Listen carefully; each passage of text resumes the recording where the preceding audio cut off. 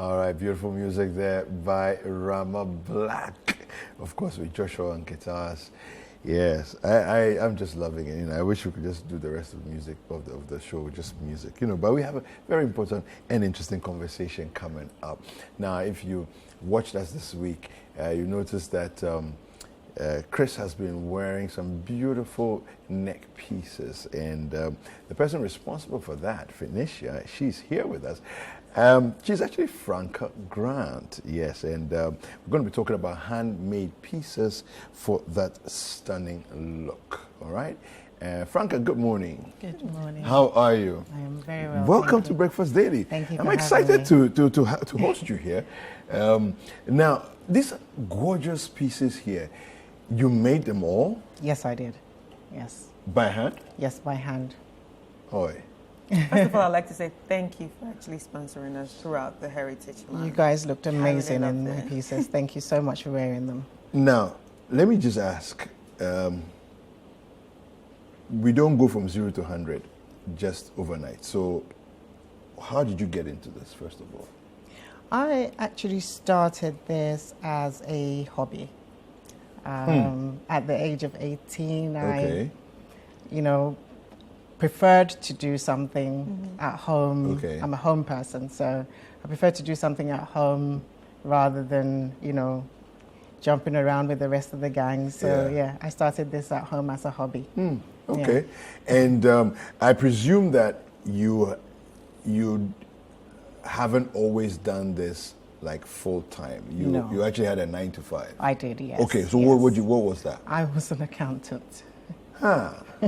Fancy that.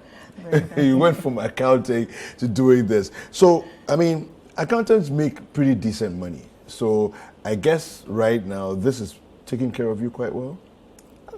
Yeah, you could say. Yeah? Yeah. It is. Okay. Yeah. So do you miss being an accountant? I definitely don't miss the numbers. Although I say that, and I still have to remember that I still have to count some of these pieces when I'm doing them. Yeah, I know, right? Yeah. How difficult is it to learn how to bead? I'm self-taught. Okay. So I shouldn't think it would be too difficult to learn, providing you are actually, you have to have a love for it, because there are many of the pieces that I can start and dismantle and start again.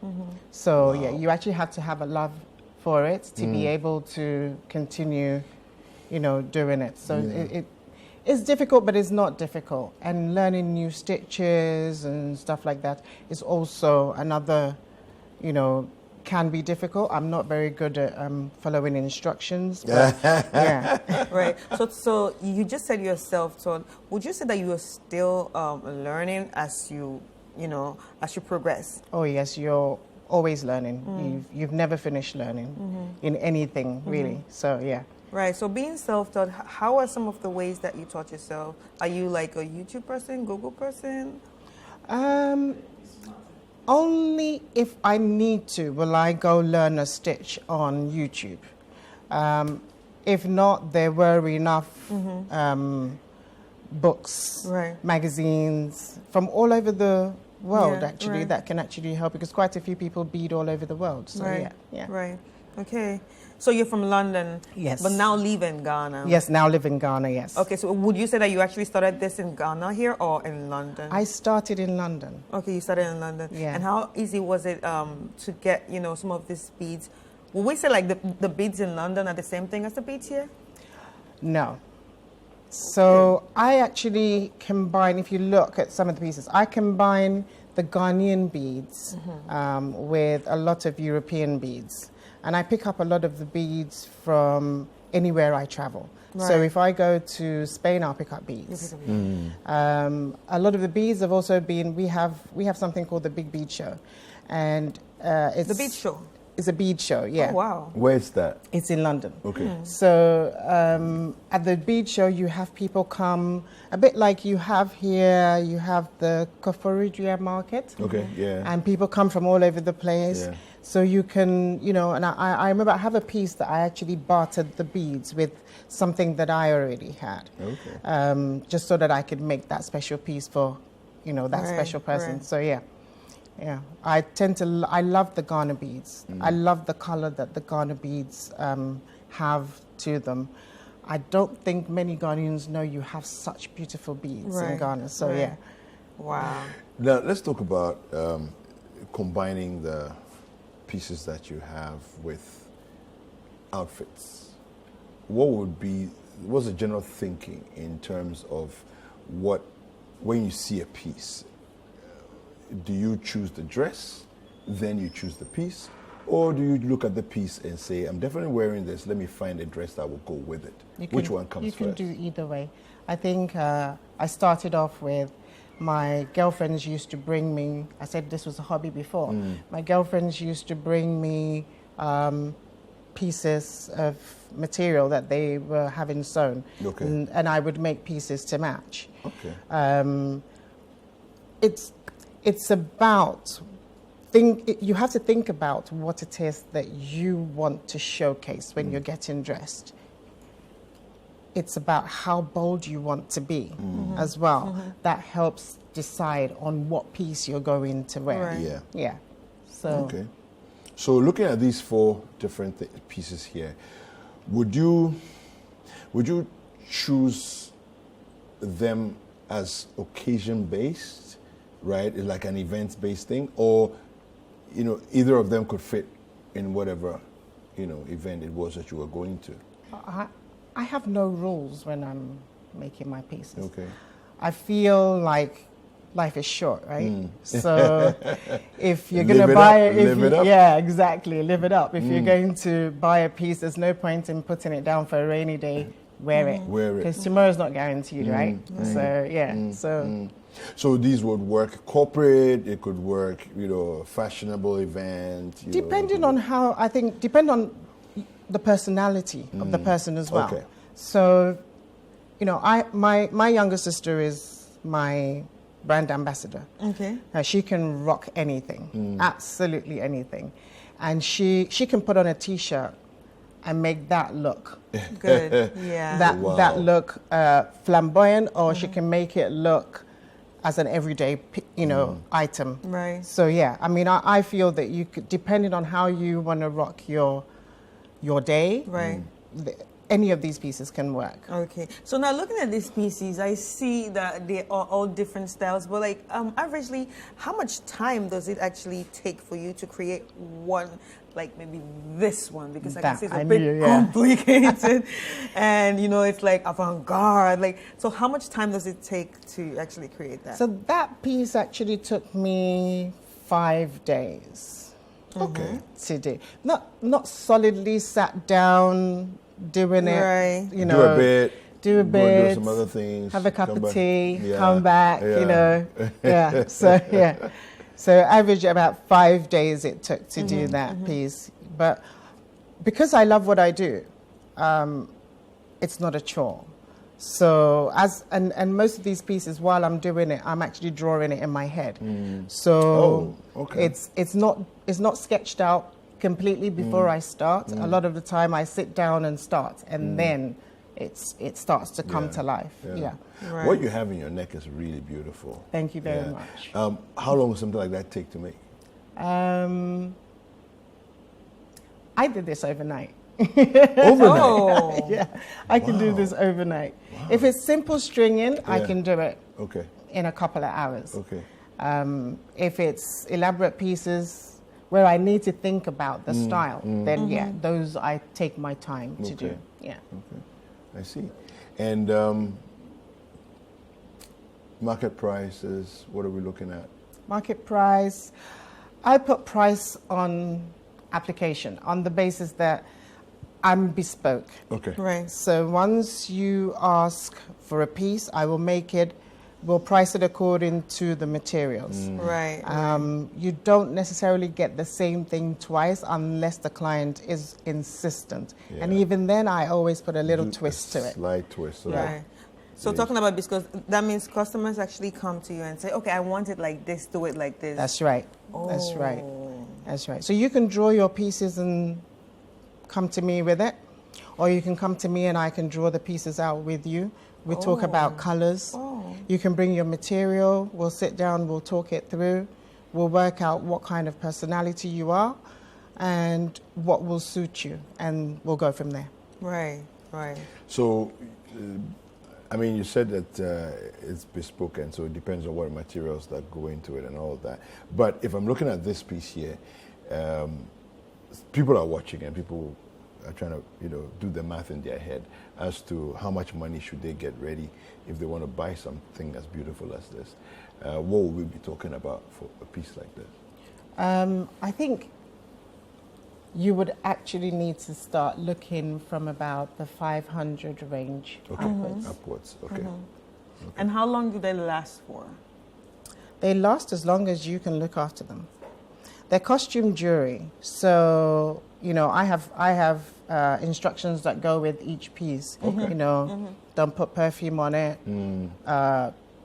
Put it into the pouch that it comes in. Yeah. Keep it in there so that it doesn't tarnish and all the rest of it. Oh, beads tarnish too? Not necessarily the beads. The clasps. Yeah. Okay. Which I think the metals. Yes, the metals. They tarnish with the heat and stuff like that. So yeah. Yeah, absolutely. Wow. Okay, well, I mean, we do have some models here in the studio who are rocking some pieces, and so we want to take a look at them and just have a conversation about each of them and why they look the way they look. Yeah, so I mean. Okay. You can see, maybe we can start off in the middle. In the middle, we have beautiful Maggie in the middle. Yeah. And she's wearing one of my latest collections, which is the Tribal Elegance. This piece is made out of resin and crystals. And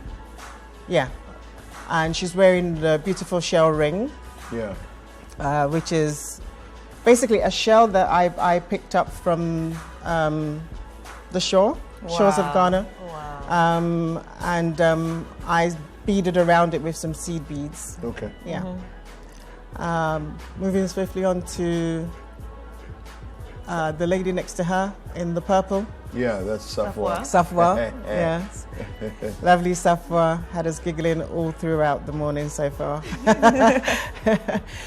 So she's sporting the shells necklace, which was quite a popular piece with my clients, and I've had to remake this piece quite a bit. But each time the change has been within the crystals that sits in the back part of it.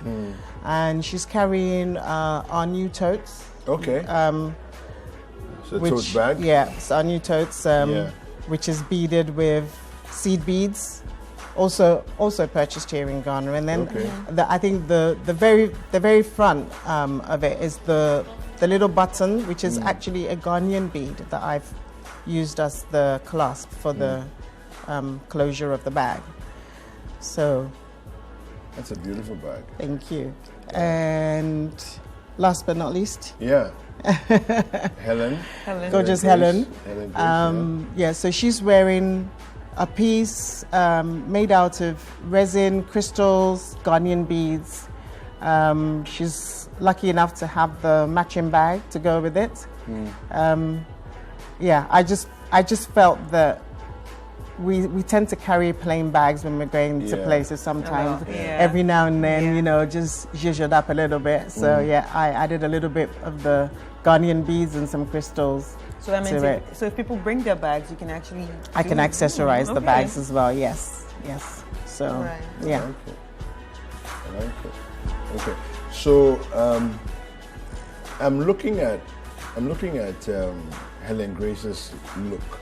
I'm just thinking that even though it's not a lot, that can actually be for like a fashion event. It can be, even though it's not a minimal, lot. but it's minimal, it makes a statement. Makes a statement. Yeah. And then again, Maggie's piece is it's colorful. It's a lot in her neck. Yeah. But it could also be corporate depending on your personality. I think it can be So I find it interesting. It can be both. Yeah. Like you said, your sister can wear a t-shirt. So if you wear a black t-shirt to that, that will work. Yeah. If you wear a black shirt to that It will worked work. with it. Yeah. You can wear a long black gown. I mean, Maggie's very regal, so Yes. yeah. So Always. No, when you say it like that, then her head is starting to swell. Yeah, no, but it's beautiful. And Sappho's piece, in the neck,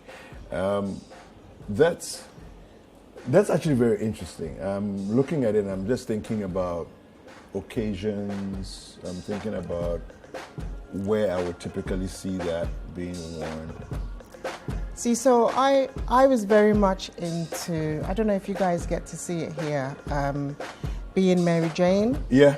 Being Mary Jane. That's yes, right. yes. So, Sakina Brown had a very interesting wardrobe arrangement for Being Mary Jane. Okay. And I was always so excited to see what they would wear next. Yeah. So okay. I think that is where I kind of get some of the next style ideas. Okay. So I pretty much think they fit into corporate world quite Yeah. easily. Right. Okay. So I think that piece around, that Sappho is wearing actually does fit into like a corporate piece It does. quite easily, yeah. Yeah. And equally, I think what you wore, Chris. Yes, yesterday. Yesterday. Like, it Yes. was beautiful. Yes, yes. I think that. So I think anchors need to look. Yeah, I think they need to pop. Yeah.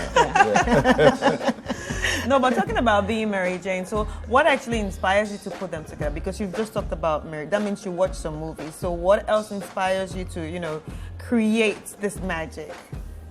I'm inspired by lots of things, Right now I'm inspired by your jacket. That will automatically pull me towards a bead color that will, I can easly put something together. The stars, I haven't stopped looking at the stars in the jacket. So yeah, a lot of the work that I do is actually inspired by the color of nature, basically. Right. So I tend to, and I'm sure you'll notice that green is actually one of my favorite colors because I tend to use green quite a bit. Yeah. So I absolutely And you're love, wearing green. And I'm wearing green. Yeah, no, this is fantastic. So, do you do like projects? So, where like fashion shows, working on projects, things like that. So I actually came to Ghana to do Accra Fashion Week. Okay. Yeah, so I did Accra Fashion Week 2021. Yes, that was Yes, the last one. yeah. So I did that just after lockdown. Okay. And then, I think before we went into lockdown, my sister and I did a couple of bits together because obviously I was here during lockdown. Everybody needed their brains to still Reset, tick. yeah. So we did a lot of virtual meetings that allowed us to put together a project called Project 8 for 1. So we basically wanted to keep the momentum going in fashion. So we put 8 designers together. Yeah. Okay. And we did photo shoots for all the 8 designers. We didn't pay anything. We just put our heads together. It's like a collaboration. A collaboration just to allow us to show COVID that, COVID can't beat us down. Right. Yeah. So basically those are some of the things that I've done. Yeah. If you look at skin tone versus the colors of the beads, is there any correlation? Would you say that you wouldn't advise certain pieces on certain skin tone, or it really doesn't matter? I don't think it really matters. I mean, my motto is, color has to come into everything. I mean, that we do. I mean, automatically when we're looking at accessories, a lot of us go to silver and gold. Yeah. My motto, you see, a lot of my motto is, silver and gold is not all, that comes into chic. Yeah. Yeah. So I mean, I don't think skin tone. Yeah. I mean, it's bespoke, right? Yeah. So if you come into me, then of course we're gonna talk colors that suit you before you actually put the colors on. Yeah. And it's about ensuring that the brand's going to work for you. So yes, we'll definitely look at skin tone as well. Yeah, and I noticed that you name your pieces. So we have Araba, I've seen Ajwa, I've seen Tiwa. Yes, that's my recent collection that I did, the Tribal Elegance. Okay. My kids actually, inspired that. Okay. So, okay. yeah. Okay, that's beautiful. Do you do anything for men? Cufflinks, as you've got on the screen right now. Oh, that's a cufflink. Yeah. Cufflinks, okay. Beaded cufflinks. I've never Beaded seen cufflinks, that. yeah. That'll be nice. Yeah. Okay. So, I need to get a couple for myself. definitely. Yeah. That's beautiful. I love it. So, what's next for you? What's next for me? Well, I'm hoping to continue being able to dress as many beautiful ladies as possible. Especially now I've seen that Chris looks amazing in my style. Look, the way Franca is talking about you,